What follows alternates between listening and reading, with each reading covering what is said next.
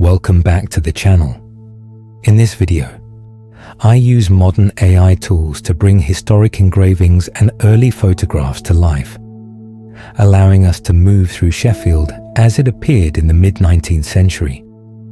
What you're about to see is not a city built around spectacle or empire or grand design. It is a city shaped by heat, by skill, and by repetition. A place where the modern world was forged quietly, one piece of steel at a time.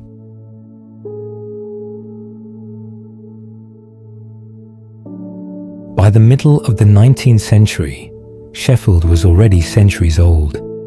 But the city you would have seen in the 1850s was something entirely different from what had come before. This was not a city of cotton or textiles. It was a city of fire, of iron, and of steel. Sheffield did not appear suddenly. It grew slowly over hundreds of years. For most of its history, it was a small market town set among hills and fast-moving rivers. The Don, the Sheaf, the Rivelin, the Loxley. These rivers powered grinding wheels long before steam arrived.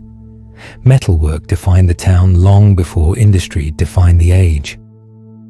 By the 1600s, Sheffield was already known across England for knives and tools. Small workshops lined the riverbanks, grinding wheels turned by water, sparks flying from stone and steel. Production was limited, but skill was not.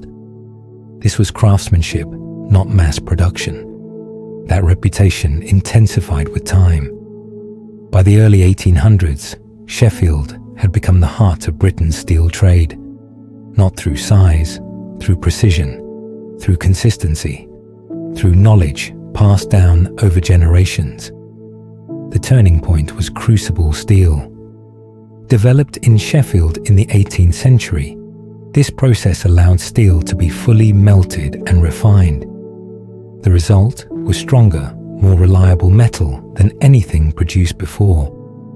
Sheffield steel became world famous. Its blades, tools, and components were exported globally. By the 1850s, the city was filled with furnaces, hundreds of them. Small, enclosed, burning day and night. Coal fires glowed behind brick walls.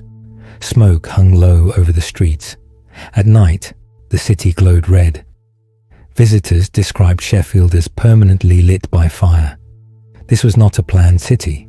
Streets were narrow, irregular, often medieval in origin. Industrial buildings were inserted wherever space allowed. Workshops pressed against houses, forges beside kitchens. Production happened everywhere. Inside a steel workshop, the environment was extreme. Heat radiated from furnaces. Air shimmered. Metal glowed white-hot before being hammered into shape. The sound was constant.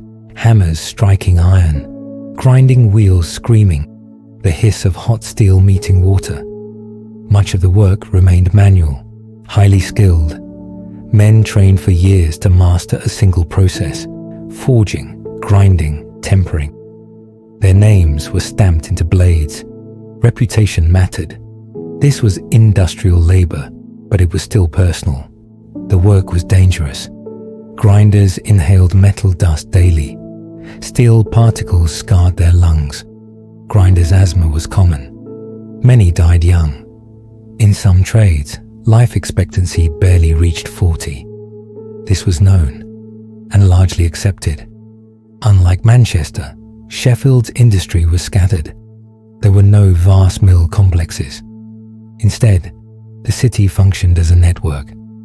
Thousands of small workshops, each handling one step in production. Blades forged in one building, ground in another, handled elsewhere.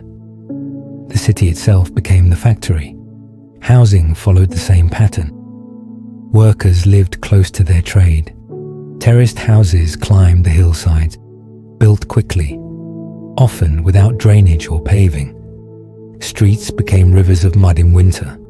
Smoke settled into everything: walls, clothing, lungs. Despite the conditions, there was pride. Sheffield workers were craftsmen, Their work travelled further than they ever would. Knives from Sheffield kitchens reached Europe, Asia, and the Americas. Steel rails carried Sheffield steel across Britain. This city fed the industrial world. Railways reshaped Sheffield in the mid-19th century. They cut through valleys, connected furnaces to coalfields, linked the city to ports and markets. Raw materials flowed in.